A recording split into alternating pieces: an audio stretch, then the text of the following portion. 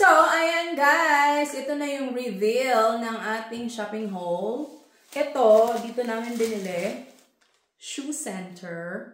Ang spelling ay sa lingwahe nila, German language.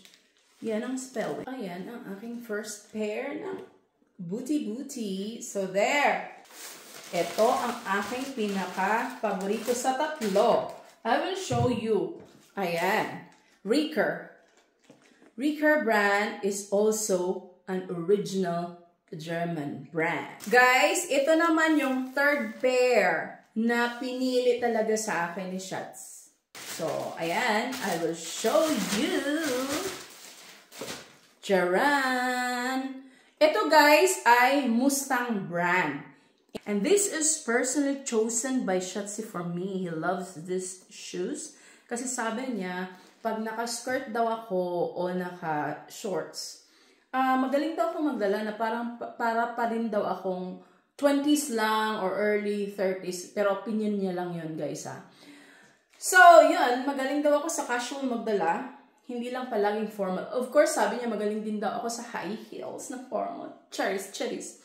So, itatapat ko, yan yung actual kulay niya, moose green.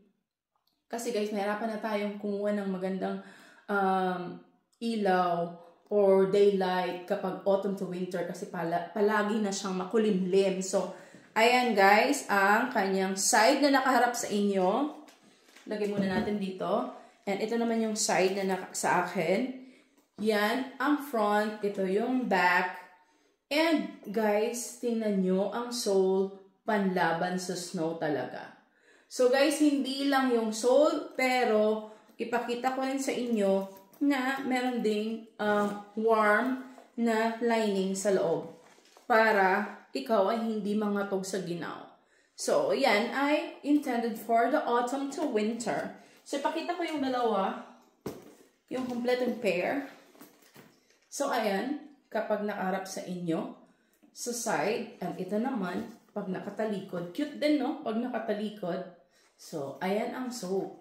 So, yan guys, ang aking 3 pairs of shoes na binili sa akin ni Schatz Putzi. Okay, ganito na lang. Ganito, shopping grande. And then, ito.